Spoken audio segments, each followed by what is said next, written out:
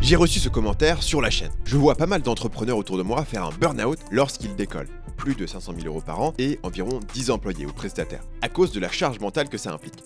As-tu des conseils clés à ce propos? Voilà ma réponse. Ces formateurs font un burn-out à cause de ce que j'appelle la malédiction du formateur. Au départ, vous avez une personne talentueuse qui crée du contenu et qui vend des formations.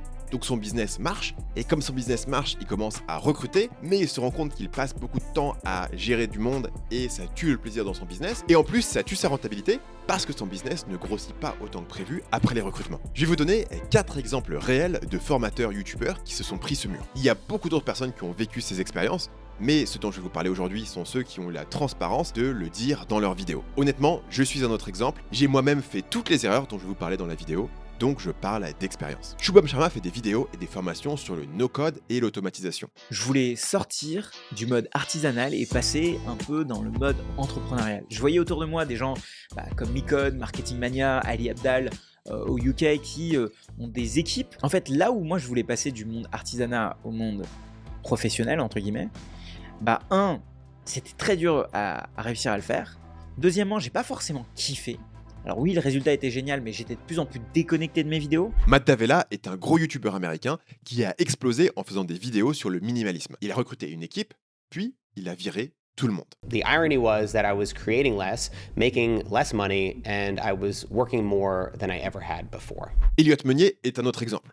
Il a trouvé le succès au départ avec une formation sur la prise de notes, puis il a commencé à grossir son équipe, mais dernièrement, il est revenu en arrière. Mais donc petit à petit, ce qui s'est passé, c'est qu'on a eu un nombre croissant de complexité et de projets, jusqu'à avoir donc 14 formations asynchrones qu'on devait maintenir, à créer toujours plus de tunnels de vente et à toujours avoir du coup plus de charges aussi, parce que plus de personnes dans l'équipe. Ali Abdaal est un gros youtubeur britannique qui parle de productivité. We did drop in profitability though. Like we spent more money than I thought we would because of kind of overhiring and spending too much money and thinking money grows on trees. And so in 2022, even though we made more money, $500,000 more money than in 2021, we actually made $500,000 less profit because the costs went up by like $1 million, which was completely insane. La malédiction du formateur vient de 3 erreurs fatales. La première erreur, de recruter trop de monde, trop vite. À 500 000 € par an, comme dans le commentaire du début, engager 10 prestataires, c'est trop. On peut faire le calcul. Si chaque prestataire vous coûte environ 2500 € par mois, vous brûlez déjà 300 000 € par an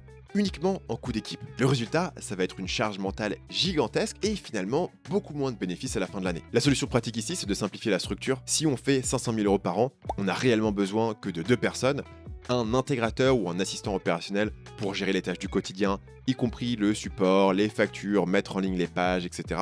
Et un monteur vidéo si on produit du contenu régulièrement. Éventuellement, on peut aussi ajouter un assistant marketing pour aider sur la création de contenu, les recherches, les titres, les miniatures, ce genre de choses. Regardez ce qui s'est passé pour Elliot. À la fin, on devait générer quasiment 60 000 € par mois juste pour payer les charges, ce qui est complètement délirant.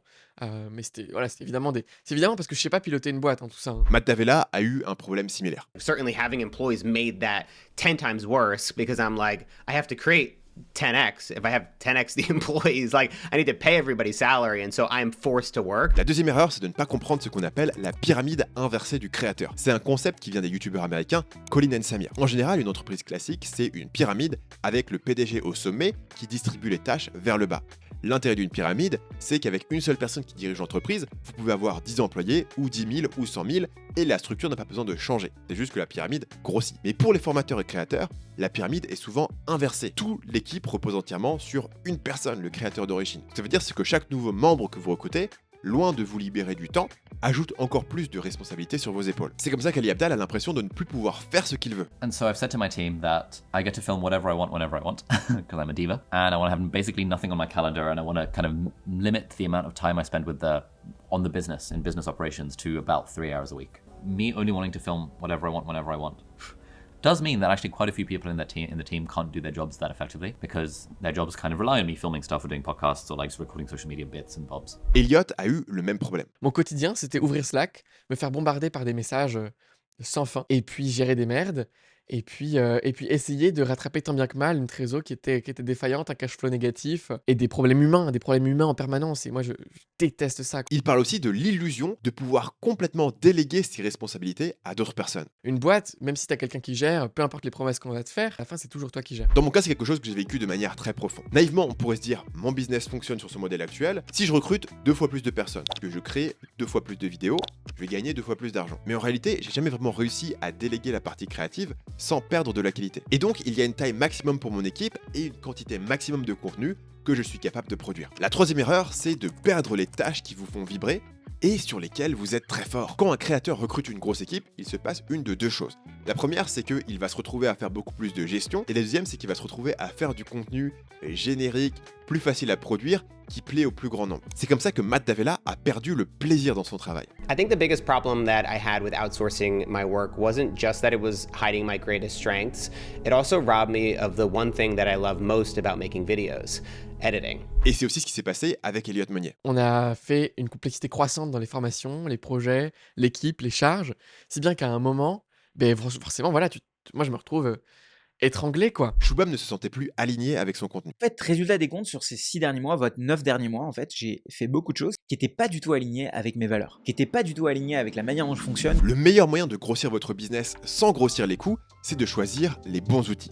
Schoolmaker est la plateforme qui vous permet d'ajouter une communauté et un accompagnement à votre formation pour pouvoir vendre plus et plus cher. Avec des fonctionnalités comme les consultations, vous pouvez accompagner des centaines de clients en seulement 2 heures par semaine et sans avoir besoin de recruter. On a aussi des nouvelles intégrations avec Zapier et Make qui vous permettent d'automatiser vos formations de manière extrêmement poussée pour grossir votre business sans recruter. Schoolmaker est déjà utilisé par plus de 1600 formateurs pour accompagner plus de 450 000 personnes. Cliquez sur le premier lien dans la description pour démarrer votre essai gratuit sur Schoolmaker. Alors, quelle est la solution à cette malédiction du formateur ? Il faut comprendre qu'il y a 2 types de business. Il y a des business de lifestyle, il y a des business de scaling. Un business de lifestyle, c'est un business qui est au service de votre vie. Ça veut dire peu d'employés, des grosses marges et une grande liberté personnelle. Un business de scaling, c'est grossir le plus gros possible, le plus vite possible. Ça veut souvent dire une grosse équipe. Ça veut souvent dire plus de coûts, peut-être moins de marge, mais des ambitions qui sont élevées et beaucoup de complexité de management. Et souvent, c'est moins de plaisir parce que vous ne pouvez pas choisir les tâches qui vous intéressent, vous devez choisir les tâches qui vont maximiser votre croissance. Le but de cette vidéo, c'est pas de dire lequel est le meilleur que l'autre.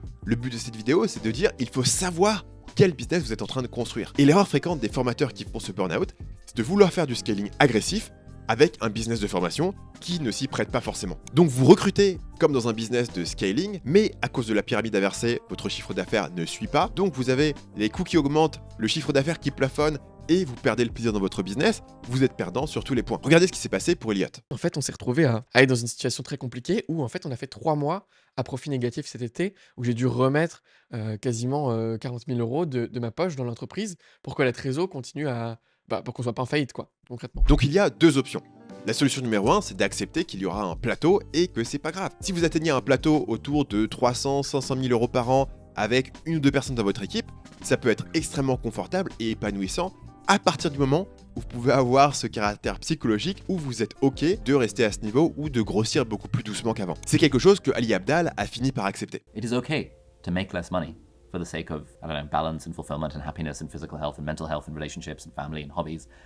It's okay to make less money. Shubham en est venu à la même conclusion. Et j'ai pas besoin de monter une team de 40 personnes, j'ai pas besoin de suivre des gens qui disent qu'il faut faire x2 tous les ans ou qu'il faut faire tel chiffre d'affaires pour entrer dans ce monde, dans ce club. En fait, ça m'intéresse pas. La deuxième solution, c'est d'investir intelligemment dans de nouveaux projets. Vous avez ce business de formation qui génère beaucoup de cash, mais on a vu que c'est compliqué de réinvestir l'ensemble du cash dans le business de formation lui-même, à cause de la pyramide inversée. La solution, c'est de réinvestir ce cash dans un business complémentaire qui tire parti de votre audience centrale, mais qui a un potentiel de scaling. Dans mon cas, c'est évidemment ce que j'ai fait avec Schoolmaker. Schoolmaker, c'est un logiciel qui fait levier sur mon audience existante, qui a utilisé le capital que j'avais accumulé grâce à mes formations pour être lancé, mais qui a un potentiel de scaling qui dépasse largement ce que je peux faire sur mon business de formation. C'est aussi une des options qu'utilise Ali Abdaal. Il a lancé plusieurs logiciels, par exemple VoicePal, qui est une application IA pour les créateurs de contenu. La troisième solution, si vous avez déjà tapé ce mur du burn-out, généralement, c'est de réduire la taille de votre équipe et de simplifier votre business. C'est ce qu'ont fait Elliott, Shubham et Matt D'Avella. I've gone through this process of scaling this team and then the painful process of scaling back, and now I'm by myself again for the first time in 4 years. Si vous voulez apprendre à déléguer efficacement sans risquer le burn-out, vous devriez aller voir cette vidéo où je vous explique quel rôle recruter, dans quel ordre et à quel stade dans votre business.